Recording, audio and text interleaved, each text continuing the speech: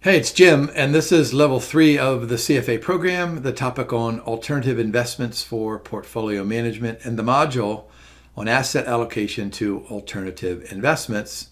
Note that this is part 2. Recall that this module is 70 or 80 pages long, so we split it in half. Part 1, we did those first 4 LOSs, and I hope you remember some of the important things that I tried to emphasize. And do you recall the assignment that I gave you at the very end of the slide deck? I asked you to go look at those problems at the end of the module. I think there were 20 of them. And I said, just spend 10 minutes. I wanted you to go through, read them quickly, look at the answers. Now, what I'm going to do is I'm going to prove to you why this is so important. So you went back and looked at those problems at the end of the module, and what did you find? There were 7 statements in those first handful of question stems. And I wrote these down because I didn't want to forget them. Some of those statements had topics that included unexpected inflation, risk factor-based approach, mean variance optimization. And this is what I wanted to emphasize. Did you notice there were 3 statements on short biased in the hedge fund strategy universe? So by golly, I would make certain I would go back to the previous reading, the previous module, and make certain that I know all about those short biased strategies. And this is what I say to you guys regularly inside of these recordings. You know, I spend what I think is a pretty considerable amount of time going through the modules, looking at the problems at the end of each of the module. And I'm telling you, the Institute really likes to link one module to another module. And so inside of this module, there's not a whole lot about short bias. We did that in the previous module. And so make certain that you're aware. I say this regularly. Any LOS is a really good testable question, but use the problems at the end of the module as kind of signals of what the CFA thinks is most important. Not to mean that we eliminate any of those LOSs that are not discussed. Like, for example, look at this last one here, LOS, discuss the considerations in monitoring. I think this is super important, but it doesn't appear that this shows up in these questions at the end of the module. Well, anyway, let's go ahead and start with that 5th one, suitability considerations. I'm going to swing back and refer us to the policy statement, whether it's an individual client or an institutional client, right? We've got the constraints, we've got the risk and the return objectives. You know, we've done all sorts of macro analysis and industry analysis. So the goal then is to say, all right, we already know from our previous experience in the CFA program what fixed income securities are appropriate, you know, based on things like coupon rate and duration and maybe convexity. We know what equity securities are suitable for each individual client based on things like, you know, beta and dividend yields and quality of the board of directors and all that kind of good stuff. But now we have to extend that to the alternative investment universe. And so I want to just give you a heads up here. Notice we have some colored arrow points there. So investment horizon, expertise, governance, and transparency. You know, so from my perspective as a test creator, these are good multiple choice answers. And you find whatever the Institute puts up into the question stem. So what are we considering? The investment horizon for alternative investment. This is almost always long-term. That's why we have it bolded there under that very first arrow point. Longer holding periods. And so this is really not that different from fixed income security strategy. Remember, we tried to immunize a portfolio. We had an investment horizon and we picked bonds that had durations that matched the investment horizon. Now, the concept of immunization really doesn't apply directly inside of the alternative investment universe, but that little model is probably a good thing to get you thinking about the similarities between fixed income and alternative investments, at least from an investment horizon. And so look at that last arrow point there. If we have clients that have shorter investment horizons, then we're probably going to try to find some alternative securities that have equally short investment horizons. Of course, the obvious notion there would be a hedge fund that has a shorter lockup period. Now, of course, you can also add to that, the whole idea of futures contracts and option contracts and other kinds of derivatives that have relatively short time periods. But you can't emphasize that shorter time period without looking at the rest of the policy statement. Some investors might not want derivative securities, and well, they should not, but some investors do, and well, they should. I try to convince my students all the time, whatever you do when you go through your life as a wealth manager or a financial analyst, you need to make sure you know more about derivatives than anybody else, because then you'll be on the ball. That's what I tell them. All right, how about expertise? We know that we are really good fixed income experts. We're really good equity security experts. And so it's up to us to be able to deliver the alternative investments to our clients to become experts. But there's a great learning curve here. We've been talking about fixed income and equity securities for a really long time. And the Institute, they kind of just dance around alternative investments. And now all of a sudden in level 2 and then even more so in level 3, boy, we're really diving deep into it. So remember, the Institute is not going to ask us to become legal or accounting experts in understanding artwork or hedge funds. But notice what we have: deep understanding of the legal and regulatory requirements. So we need to get out our shovel. What's that phrase that I always use? Due diligence, and dig and dig and dig. And we don't need to become lawyers, but we have to have a deep understanding. And because they have unique structures, like a hedge fund, there's essentially nothing like it in the regular old traditional investment universe. Now, it's our job then as good financial analysts and wealth managers to gather all of this information, become experts, and then try to educate our clients. Because you can't say to a client, look, I want you to invest in this alternative investment. Maybe it's a stamp collection, and the client looks at you like, boy, I never even thought about a stamp collection in my life. I don't want stamps in my life. I don't want to even think about it. I don't really care. Find something else. So all part of this process is education. Governance. What does this include? Investment objectives that are clearly defined, right? Decision making is assigned to individuals, this person, this person, this person on our team. A formal policy is established, monitoring and reporting. So this all comes back to what do we include inside of the policy statement? And the Institute takes for granted that we are good, excellent, and efficient crafters of policy statement. They give us lots and lots of ideas of what the inputs ought to be, but in terms of putting the sentence structure together and the ability to communicate, they're pretty much saying, you know what, you guys have, you have college degrees, you wrote tons of papers when you were in high school and college, you ought to be able to write a policy statement. But I do like that first one. I think that's a really excellent source of a question. Objectives are clearly defined and communicated both in short and long term, because the investor is going to have some short-term goals and intermediate-term goals and long-term goals, especially if they're individual investors. And so the risk objective and the return objective, they of course have to be clearly defined and communicated. The section in the module on transparency is really, really interesting. There's a sentence or two in there that says something like, we know all about mutual funds, and we can go to the Morningstar software and we can say, tell us everything about, this particular mutual fund, and you get everything in there, right? There's just total transparency, at least on the date that report was crafted or created or filed or documented. And so what we know is that mutual funds, we can find anything about shares of stock and bonds, there's lots and lots of transparency. But with hedge funds, with private debt, with private equity, it might not be nearly as transparent. In fact, what I thought was interesting in the module is they use the term that hedge fund managers are not likely to slice and dice their reporting like a mutual fund manager might. If you go to Morningstar, you might find that, hey, here's a pie chart that says something like, these investments, this much of the pie is from Canada, and this much of the pie is from Mexico, this much of the pie is from the United States or Iceland or Ireland or whatever that is.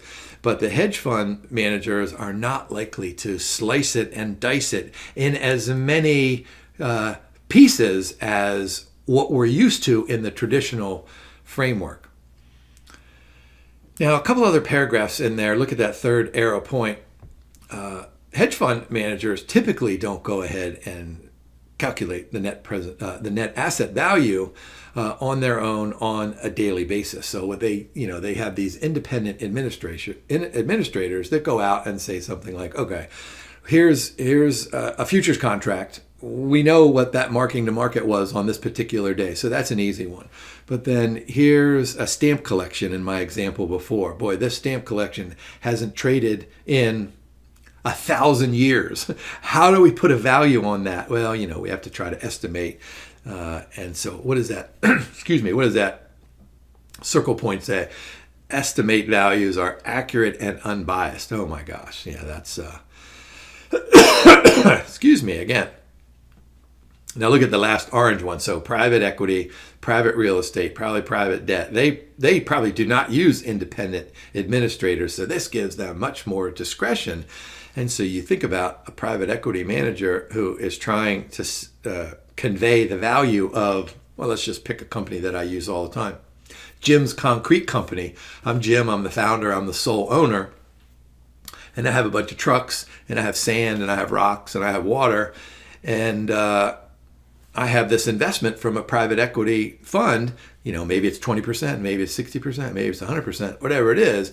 And so these private equity managers are going to come in and they're going to ask me, hey, Jim, what do you think your company is worth? And I'll say, $50 billion. Well, then they'll probably scratch their heads and say, you know what, Jim, it's just rocks. Can't be worth $50 billion. So there's probably a back and forth. So that's why that circle point, and this is an emphasis in the reading, discretion in value their assets. Here's just a quick example here, suitability. So here we are, we have a client who's 80, right? 80 years old. Used to be in the old days, I thought, boy, 80, that was really, really old. But now that I'm 61, I'm only 19 years away from 80. Substantial allocation in real estate for a trust she manages for her grandson who is 35. So that's important. We need to not really worry about 80 years old. We need to worry about the 35-year-old because the grandson is the beneficiary, is the client that we're managing this fund for. First instance, a real estate there in alternative assets. When the 80-year-old passes away, 3/4 immediately go to the grandson. So what are the questions down there? Identify the most likely reasons that make this suitable or unsuitable. So we just went through this on the last handful of slides. So you won't be surprised to read something like, well, timing, right? Investment horizon. The dude is 35 years old, so that's probably a long-term horizon. What the next step would be, and I think this is a great exam question. The Institute loves to do this. They'll say, okay, here we go. And then here's the question, what is it suitable or not for an investment horizon? So we say yes. And then the Institute will say, okay, 3 years later, this poor woman passes away. The grandson is 38, gets all this money. Maybe it's $2 million or $10 million. What is he going to do with it? Is he going to keep it into that trust, into the alternative investments? Does it come to him in cash? What are these possibilities? And then how can we be there? How can we be there to help? Notice the second bullet point there, careful consideration of several factors to ensure success.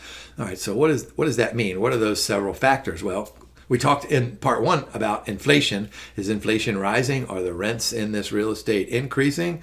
Are interest rates rising too fast so that the value of the real estate is falling? The actual buildings, maybe the software, maybe something else in it. So we need to identify those factors, maybe interest rates, maybe inflation, maybe leverage. So let's talk about those factors and communicate those with the 38-year-old or the 35-year-old. Before or after the grandmother's passing, this is all part of the education. So what might be unsuitable here? Of course, substantial amount of time for real estate investments to reach their full potential. Think about what we talked about in level 1, maybe a little bit, and level 2, about capacity and occupancy and maintenance and all that kind of good stuff. So significant amount of time. The woman's advanced age rate may result in the distribution of half the trust's assets. All right, so here's a sense of what kind of legalities that we need to be experts in. That was on that previous slide. Significant increase in the size of the real estate allocation, right? If those funds are distributed and the ownership of, maybe an apartment complex or a miniature golf course then falls to the grandson's hands, then what do we do with it? What are the tax implications, et cetera, et cetera. And then look at the bottom. The woman has to be willing to put in this and this and this and this and this. Well, I'm guessing that's where we come in to be that particular expert. And hopefully we know everything there is to know about, here, let me just go back here quickly. Whatever this is, allocation in real estate investments, that could mean almost anything. And hopefully we're knowledgeable in that so that we can make those contributions to the policy statement and to the stewardship of this capital for the grandson.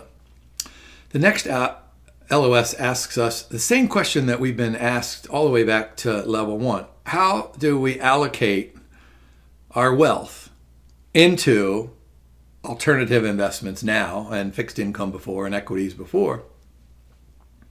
So what are these allocation approaches? And here, let me do this quickly. So what the reading does is it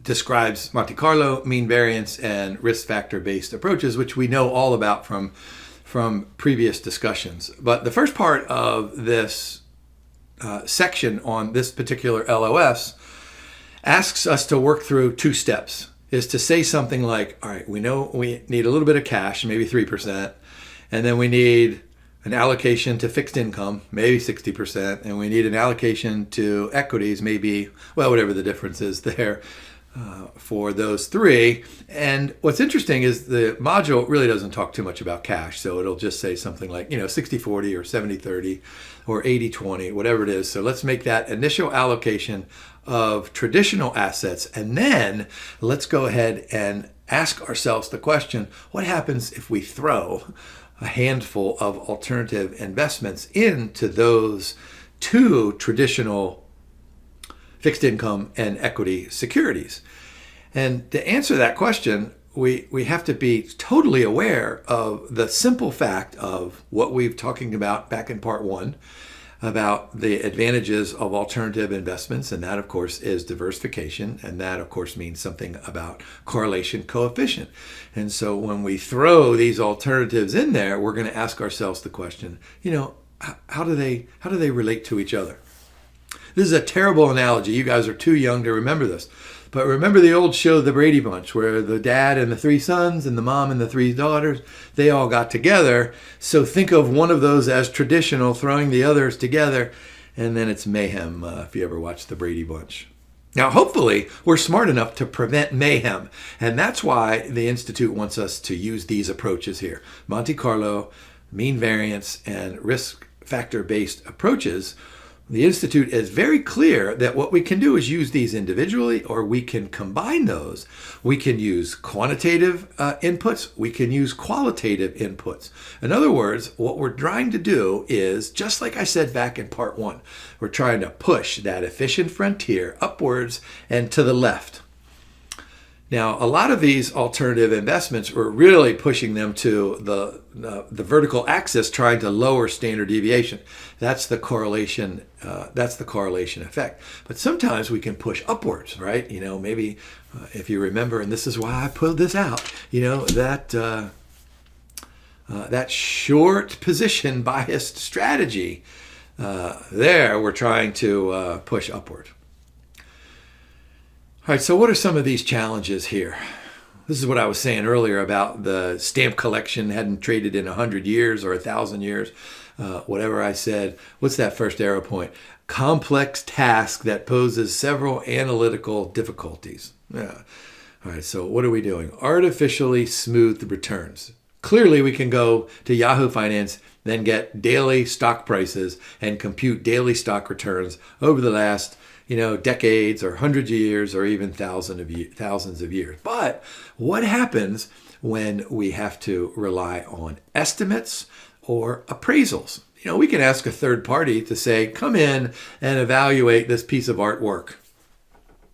Come in and evaluate this miniature golf course. Come in and evaluate this farmland. Come in and evaluate the woods behind our house. So they can appraise it, or we can come up with a model. We could come up with, Jim's capital asset timberland pricing model. And we could try to price that based on maybe some factors. All right, so what are these challenges? What did I say just a moment ago? Qualitative or quantitative factors. So we've got to worry about these outdated or artificially smooth returns. So that's challenge one. That's a super exam question where the question stem might say something like the purple or the blue. Is that blue there? Whatever color that is. Now, this is why I wanted you to go look at those questions at the end of this module. There were 7 statements. There's an analyst that makes a statement on unexpected inflation. So this statement right there in purple, this could be part of the question stem. The appraisal process may not be done frequently enough to reflect the current market conditions. And then somewhere in the questions, that'll be, let's say, statement 1, and you'll have to answer a question that says, do you agree with statement 1, or tell me why statement 1 is incorrect, or, and then you would say, oh, outdated returns. And then the grader would just put a check mark by that and say, hey, man, that's perfect answer. Let's move on. Now, of course, what we can do is we can smooth these returns by saying something like, well, you know what? This stamp collection sold 6 years ago for $20, and then it sold 8 years ago for $30. Well, let's just take an average and just put that average, whatever that average is, to smoothing technique. It's still something to do, but it's not ideal. But look at that green bullet point there. I think this is important there. May understate the actual risk because the smoothing, it smooths out the ups and the downs, which is going to reduce the standard deviation. So this is a good segue right into, all right, so we know, let me go back here just quickly. We know we might have, if we have outdated returns or we smooth the returns, we're very likely going to have a lower standard deviation. But that's not the only moment of the distribution that we're worried about. We have excess skewness, and then we have kurtosis. Remember, there were different kinds of kurtosis. Remember leptokurtotic distributions.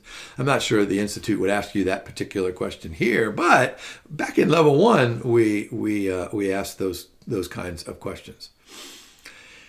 Now, how can we explain the third moment, skewness, and the fourth moment of the distribution, kurtosis? Well, leverage. That makes perfect sense. Sensitivity to liquidity. I hope I emphasized enough back in part 1, the nature of liquidity. We had a couple of slides on there. Sensitivity to changes in liquidity. So that liquidity becomes its own unique factor inside of the alternative investment universe. And then the simple fact that the fees and taxes and compensation to the managers, these are not symmetric. And so that can lead to return distribution that is either skewed to the left or skewed to the right, or have fat tails. The reading does use this term stale pricing, so I would make sure I would know that for the exam. Stale pricing and unsmoothing. So how can we solve the problems associated with this second challenge? Well, we can go back to level 2, serial correlation tests. We can go ahead and ask questions about significant correlations and multi-correlations between and among factors. And then what we can try to do is try to unsmooth those by using various statistical techniques. I would just remember this in a general sense, not in a specific sense. To address the issues of skewness and fat tails, what the Institute in this module suggests is to evaluate returns and standard deviation and correlations in different market conditions. Notice we have that in bolded there. So that's important. That'll probably give you the hint in the question stem. So think of, just a regular normal economic growth period. Maybe that's 2 or 3%. With kind of a regular standard deviation, whatever that number might be. But then they might have a sentence or two in there that says, hey, this is a high volatility period, or this period contains some kind of a market crash, or this period contains some kind of a pandemic, or, they could do it in a variety of different ways. So what you do is you look at the distribution under the regular old normal economic growth period, and then you look at the return distribution under that high volatility period. And then what you can do is you can compare the means and the variances. You can put together some kinds of marginal probabilities and maybe conditional probabilities. You probably result in a distribution that's not normal. And this is called regime switching, where you go from one period to the next.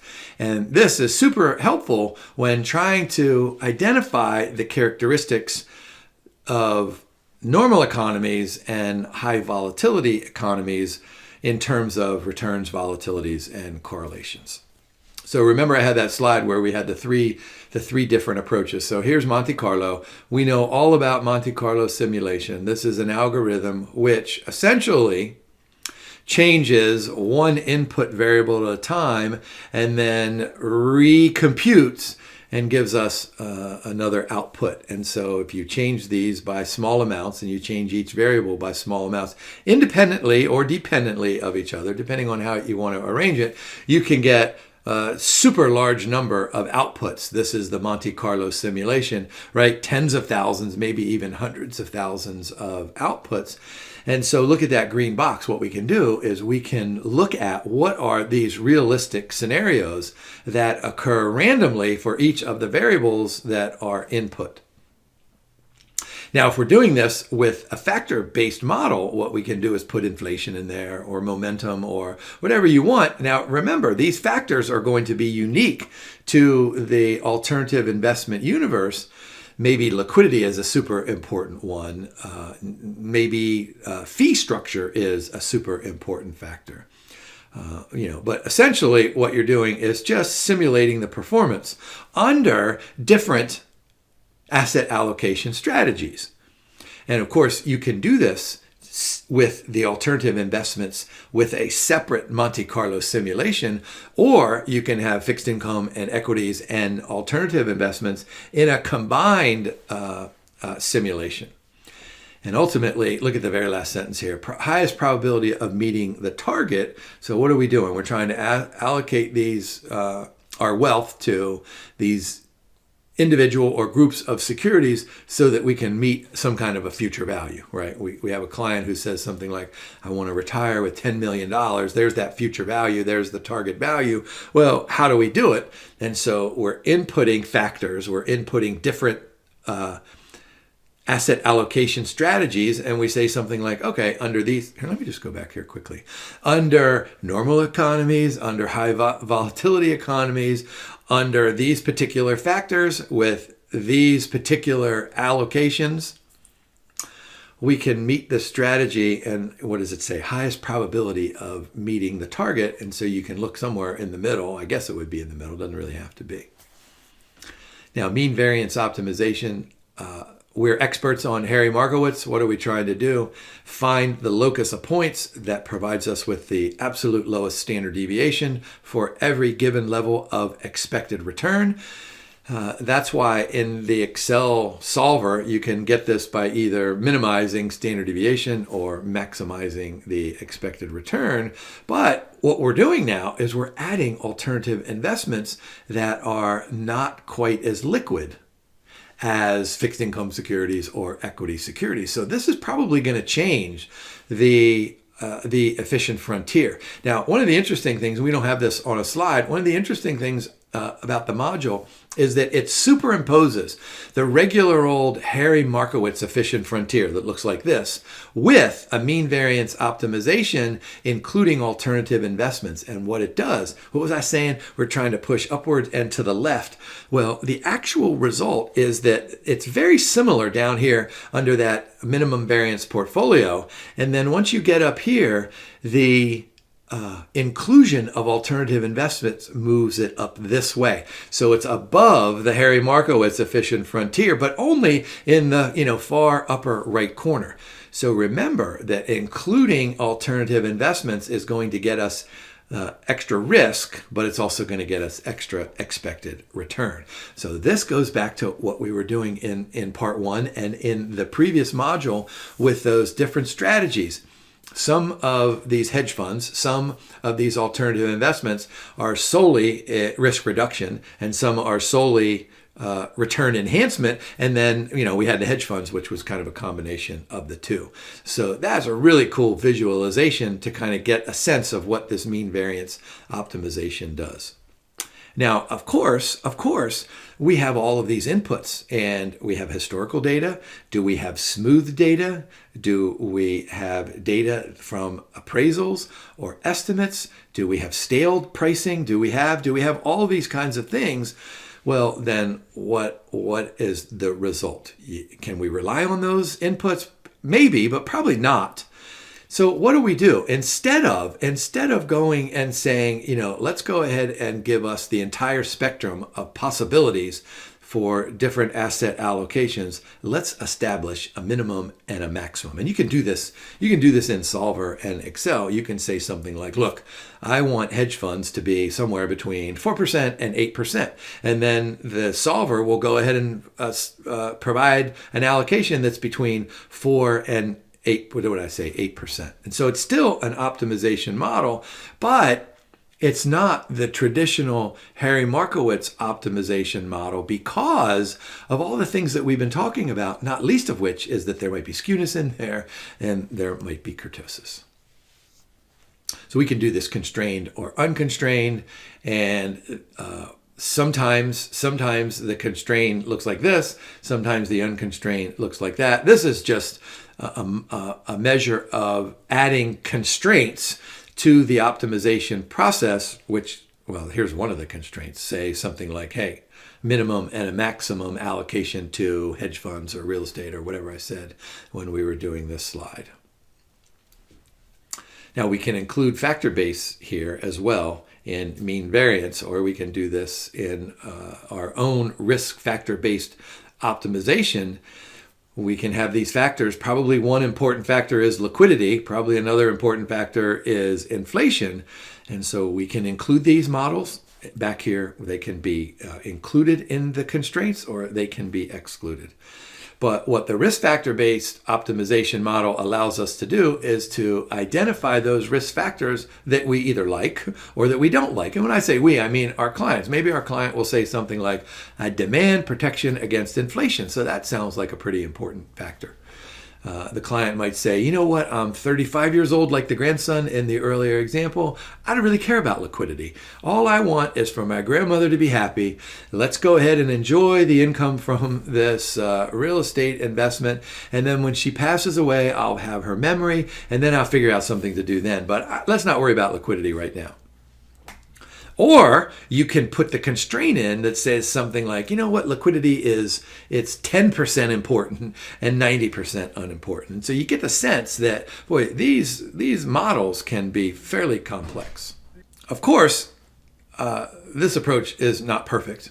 And the main reason that this approach is not perfect is that not only are relationships between and among all of the assets returns, whether it's fixed income, equity, or alternative, not only are they not constant over time, but the relationship and the correlation among and between all of the individual risk factors are probably going to change, and they're probably going to result in an increase in correlations during a time of market crisis. I've told you this before. So think about this, that historical correlations and returns and variances they're a good starting point, but they may or may not give us some kind of useful or helpful indication of what those variables are going to be in the future. And then we always have to worry about correlations increasing when we have market crisis. Think of 2023, think of SV Bank. SV Bank fails, and then what happens to other bank stock returns? Well, they're all negative, so those correlations are pretty high.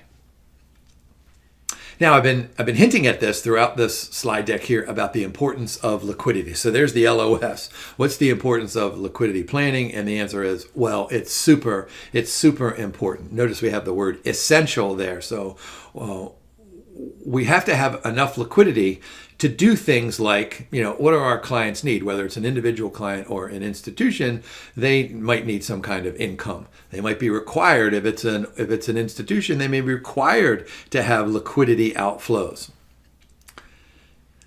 All right, so we need to worry about regular payments. We also need to worry about rebalancing. And we spent lots of time back in level 2 about the different ways to rebalance and the different advantages and different disadvantages of all of those rebalancing techniques.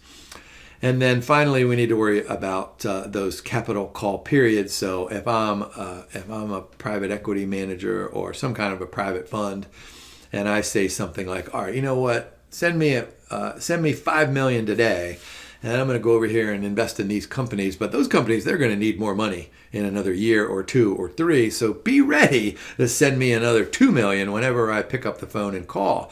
And so this is a demand for liquidity. So you can't invest in this private investment, whatever it is, and not be prepared. I mean, the last thing that you want to do is get this capital call during periods of spiking interest rates and having your fixed income investments fall in value. Does that sound familiar in 2023? And so you're saying, oh, what did you need? 2 million? Well, all I have is 1.2 million. Oh, interest rates went up. Isn't that a shame? Well, you need the 2 million. So that liquidity is super important. All right, so private investments, less liquid, long-term commitment, we said that. Ties up capital. Yeah, that makes perfect sense. So what's important there? What's important is that these forecasting models manage liquidity by putting together an Excel spreadsheet that says something like, all right, here's your year 1 and 2 and 3, and maybe it's quarter 1, 2, and 3, all the way out to 10 years or 15 years, whatever it is. And so you present the client with this Excel spreadsheet that says something like, all right, this is what we talked about in our meetings, and this is what it looks like you're going to have liquidity needs, whether it's for college education, whether it's for buying a beach house, whether it's for going on a vacation, whether it's for one of these capital calls, et cetera, et cetera. So this is all part of the identifying the risk, quantifying the risk, and then managing the risk. And of course, if you know you have these liquidity needs in the future, then of course you can plan for them. And let me find this LOS here. Then we can have a much more efficient asset allocation to hit that target future value. Yeah, that makes perfect sense here.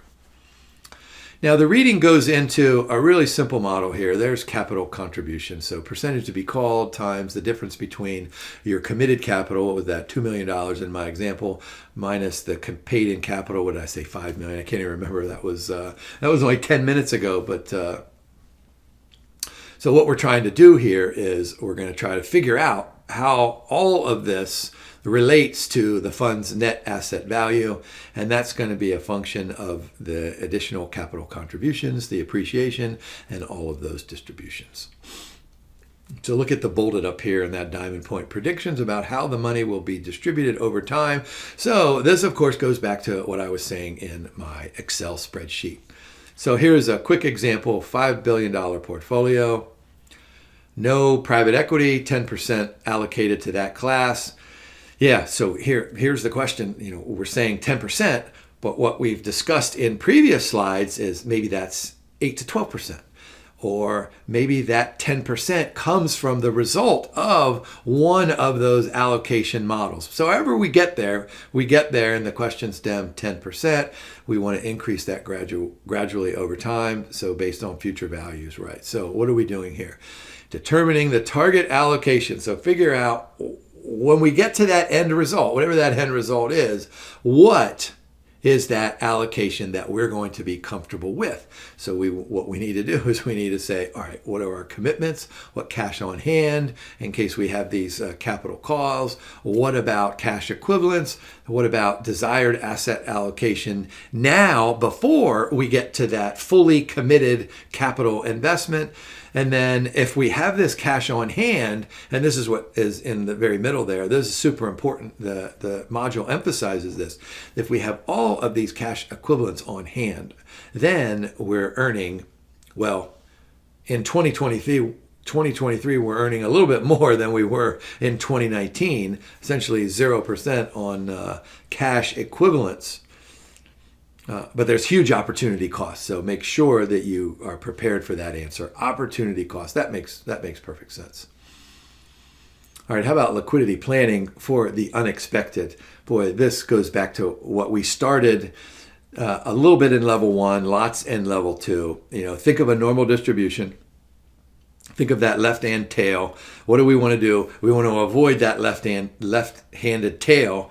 And how do we manage that left-handed tail? Well, we manage it with things like value at risk. We manage it with conditional value at risk, which is an extension or kind of a more granular way of looking at that left tail. We look at it in terms of stress testing. We can go back to our Excel spreadsheet and throw something at it and say, here are worst case scenarios, then what happens? So what do we entitle this slide? Preparing for the unexpected. So we have all these models that we've talked about, and we need to ask ourselves the question, all right, here's our factors, here's our asset allocation, here's our variance covariance matrix. So these are all of the assumptions that we have.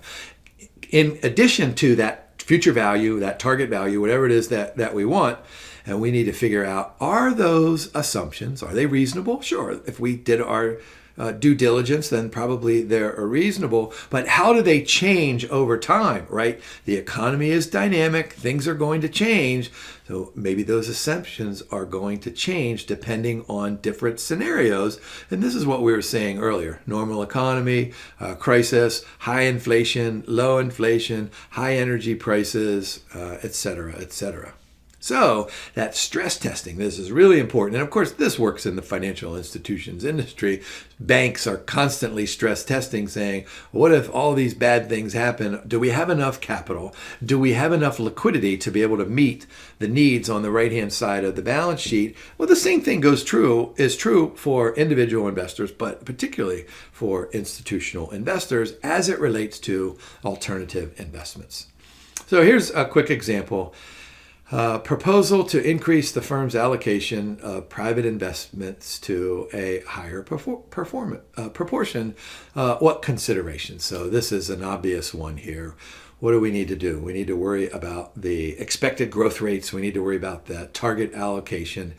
Commitments to that asset class, of course, larger and larger allocations, and then the liquidity inside of those allocations. And what are we going to do? We might want to diversify over time, and we might want to do it so that we're going to invest in maybe more liquid securities when we have lots and lots of cash on hand. All right, how about this last one here? Do you remember what I said at the beginning of the slide deck? I don't think there are any questions at the end of this module, but I think these are really, really good potential exam questions. And we have one here in just a slide or two.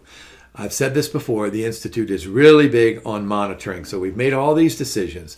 We've performed our due diligence. We know our client. We know the market. We know the alternative investment universe. We know all that stuff.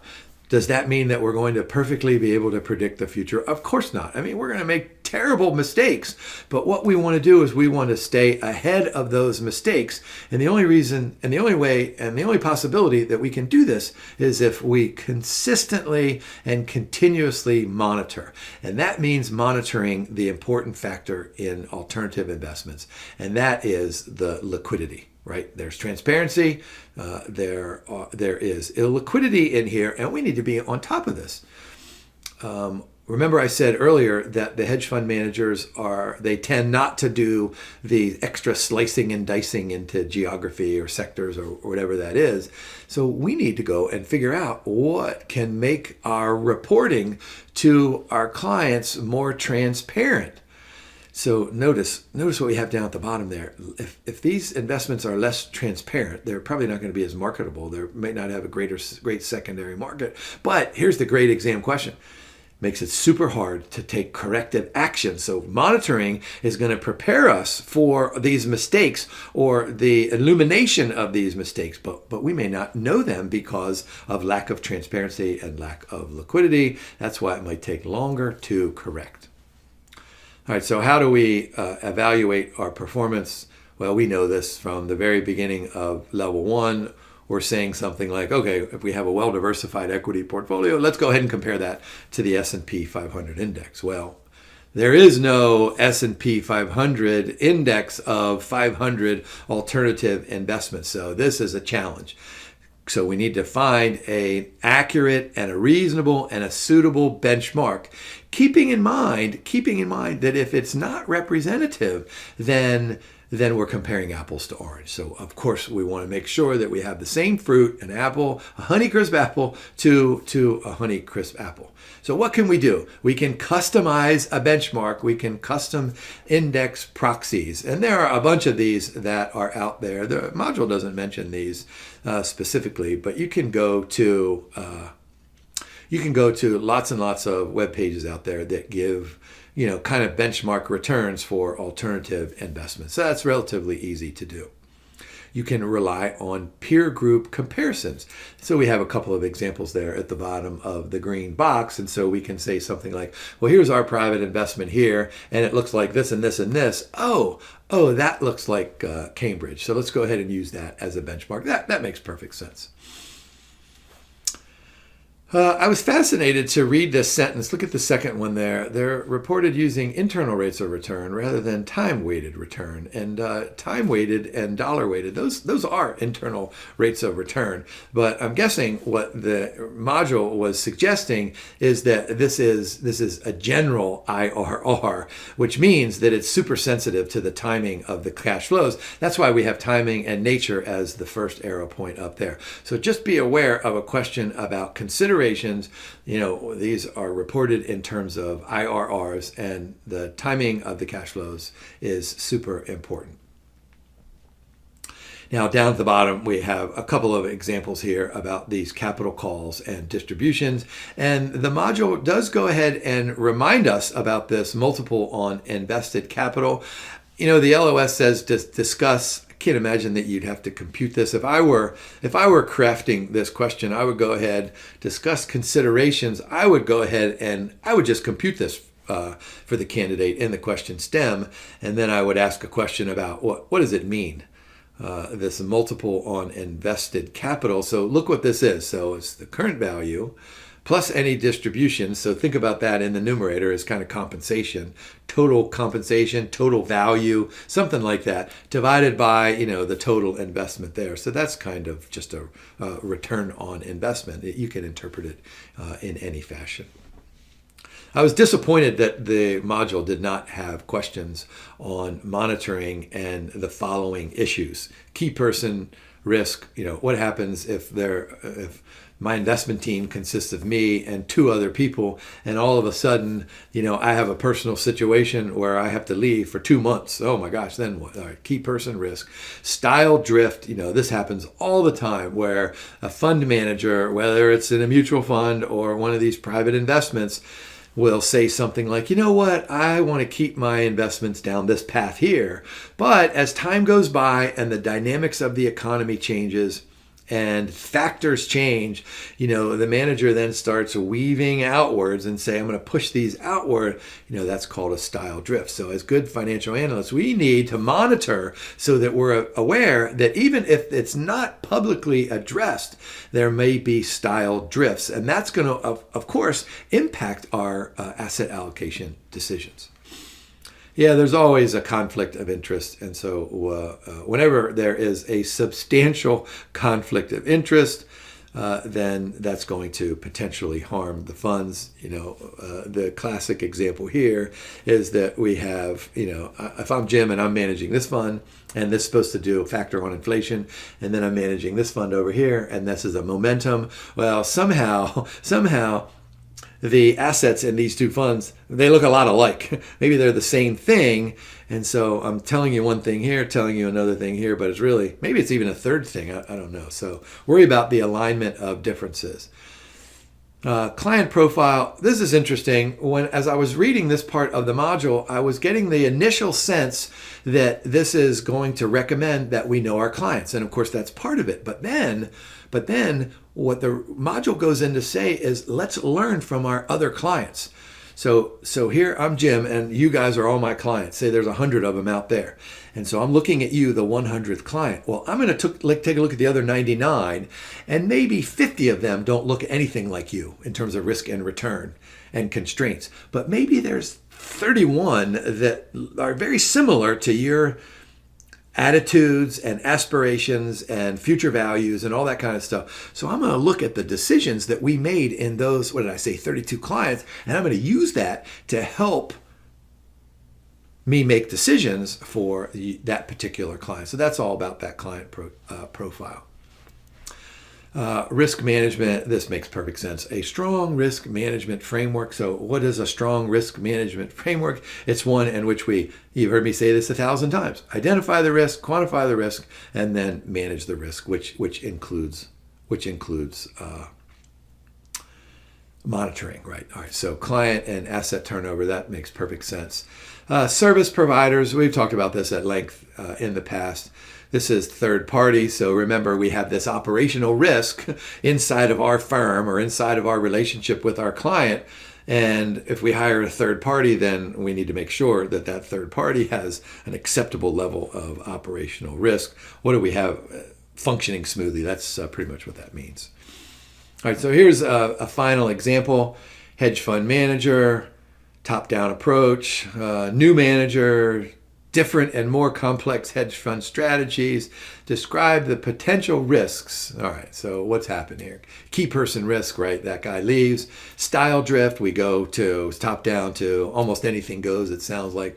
We have turnover, altered client profile, and then risk management there. So that's pretty much the solution. Look for this question. Here's a great question. And then, here, there could be 5 questions, multiple choice questions that would result from that one question stem. So that takes us through part 2, which completes part 1 and part 2. So I want you now to go ahead and spend 30 minutes looking at those 20 questions at the end of the reading. Now, you very casually looked at them after you watched part 1. What did I tell you to do? 10 minutes? So now I want you to spend 30 minutes and go through all of these and work your way through, and you'll find that we've covered almost all the stuff here. So thanks for watching, and I'll see you next time, and good luck studying.